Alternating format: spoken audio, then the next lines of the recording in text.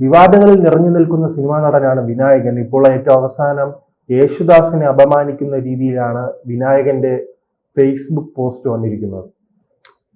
യേശുദാസിനെ മാത്രമല്ല, അടൂർ ഗോപാലകൃഷ്ണന്റെ ഒരു വലിയ വിവാദ പരാമർശത്തെ തുടർന്നാണ്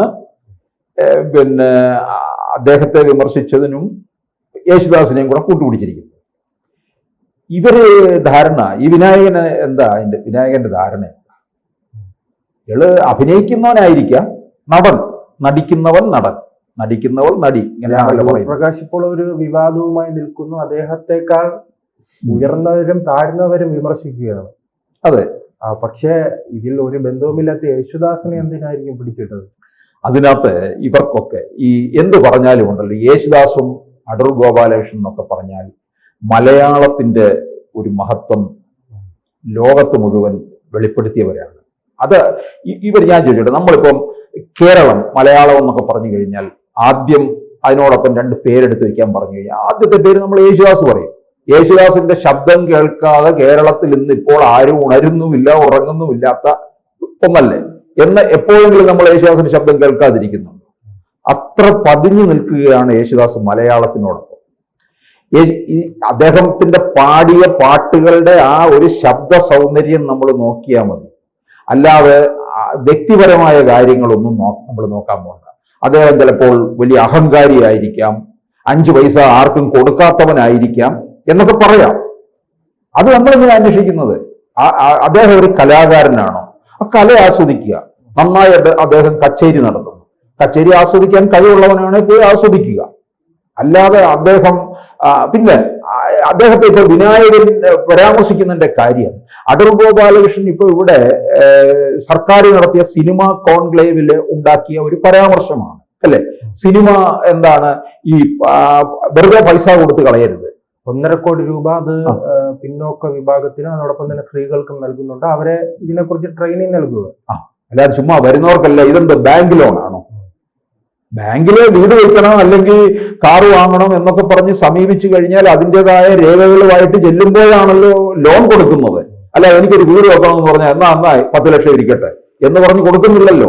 വീട് വെക്കുന്നത് വിമർശകർ ഉന്നയിക്കുന്നത് ഇത്തരം തിരക്കഥയും മറ്റു കാര്യങ്ങളും എങ്ങനെയാണ് ഇവര് സ്കില്ലെല്ലാം നോക്കിയിട്ടാണ് ഈ അനുവദിക്കുന്നതെന്നാണ് പറയുന്നത്. അല്ലാതെ ട്രെയിനിങ് അല്ല, തിരക്കഥ നോക്കുക, തിരക്കഥ അതൊക്കെ വേണേൽ ആർക്കും ആകാം ഇതിന്റെ പേരില്. ഇപ്പൊ ലോൺ എടുക്കുന്നതിൽ തന്നെ തട്ടിപ്പില്ലേ പലതരത്തില്. അതുപോലെ അവരുടെ ഒരു കഴിവ് മനസ്സിലാക്കിയിട്ട് അടൂർ ഗോപാലകൃഷ്ണൻ പറയുന്നത് അറിയാമോ, പണ്ടേ അടൂര് തിരുവനന്തപുരത്തെ വേദികൾ ഞാൻ കേട്ടിട്ടുള്ളതാണ്. ഈ ക്യാമറ എടുക്കുന്നവനെല്ലാം സിനിമോട്ടോഗ്രാഫർ ആകണമെന്നില്ല, എല്ലാവരും സംവിധായകരാകണമെന്നൊന്നുമില്ല. ഇത് പഠിച്ചിട്ടാണ് ഇവരൊക്കെ ഫിലിം ഇൻസ്റ്റിറ്റ്യൂട്ടിൽ നിന്ന് ഇറങ്ങിയ വലിയ കക്ഷികളല്ലേ. അടൂരായാലും അരവിന്ദനായാലും ജോൺ അബ്രഹാം ആയാലും ഒക്കെ തന്നെ.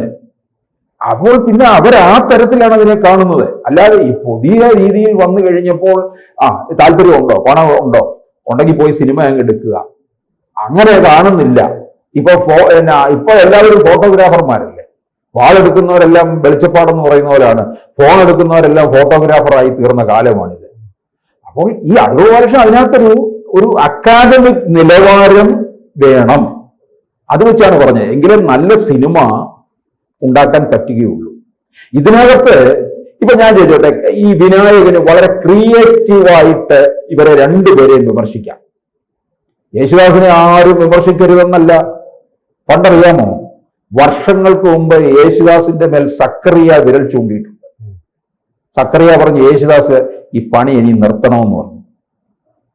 അത് വലിയ വിവാദമായി, നടുങ്ങിപ്പോയി. യേശുദാസ് എന്ന് പറഞ്ഞാൽ ഇന്നും നല്ല ശബ്ദ മാധുര്യത്തോടുകൂടിയിരിക്കുന്ന അദ്ദേഹത്തിന് നേരെ വിരൽ ചൂണ്ടുന്നു. എനിക്ക് തോന്നുന്നു മനോരമയുടെ സാഹിത്യമാസികയായ ഭാഷാഭൂഷണിയിലോ ആണ് വന്നത്. സക്കറിയ യേശുദാസിന് മേൽ വിരൽ ചൂണ്ടുന്നു എന്ന് പറഞ്ഞുകൊണ്ടാണ്, യേശുദാസ് പാടുന്നത് അവസാനിപ്പിക്കുക എന്നൊക്കെ പറഞ്ഞുകൊണ്ടാണ്.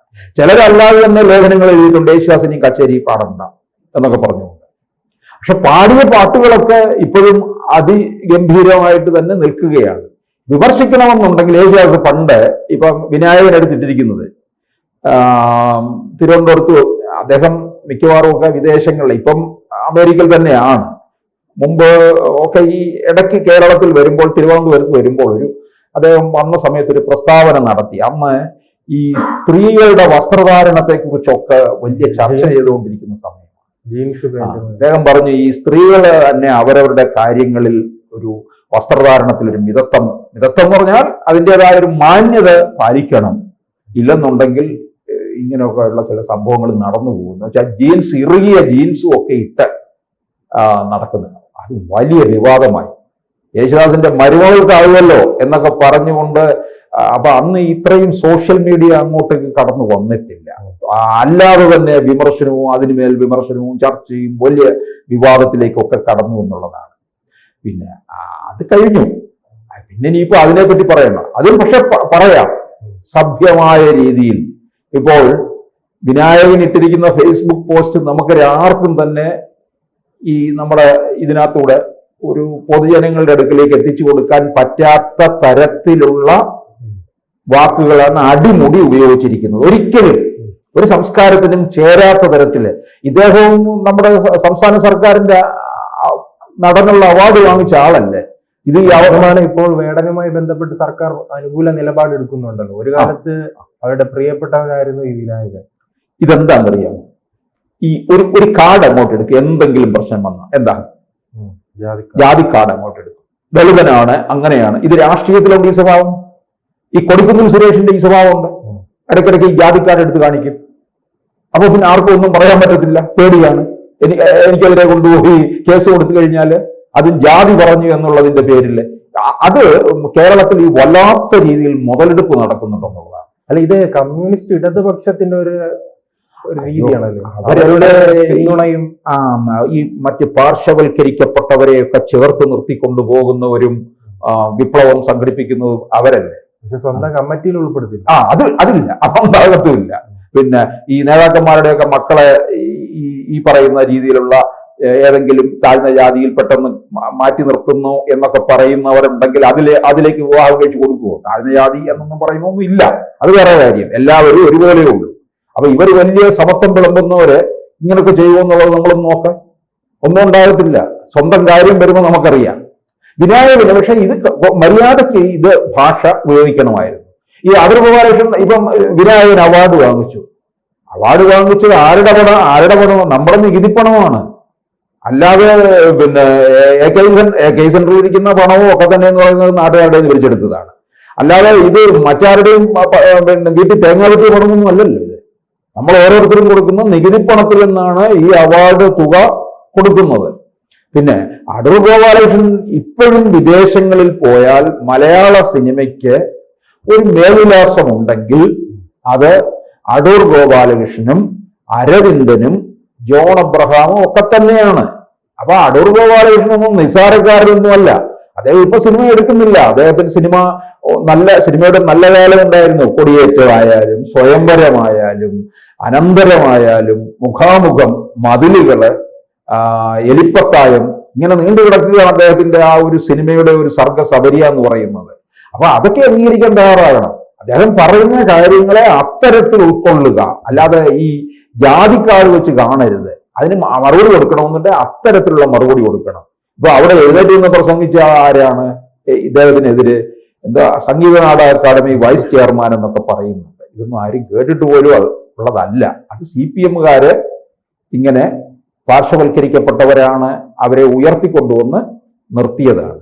അപ്പോൾ എന്തായാലും വിനായകനെ ഇനിയും വെച്ചു കുറിപ്പിക്കുന്നത് തന്നെ വലിയ അപകടമാണെന്നുള്ളതാണ്. വിനായകന്റെ കഥ ചിലപ്പോൾ ഈ CPM-കാർ വേണമെങ്കിൽ പറയും പാഠപുസ്തകമാക്കാം. ഇപ്പം വേടന്റെ പാഠപുസ്തകത്തിൽ വന്നില്ലേ, അതുപോലെ വിനായകനും പാഠപുസ്തകമാകും ചിലപ്പോൾ. കൂടുതൽ വാർത്തകളും വിശേഷങ്ങളും നിങ്ങളിലേക്ക് എത്താൻ ABC മലയാളം സബ്സ്ക്രൈബ് ചെയ്യുക, ബെൽ ബട്ടണും അമർത്തുക.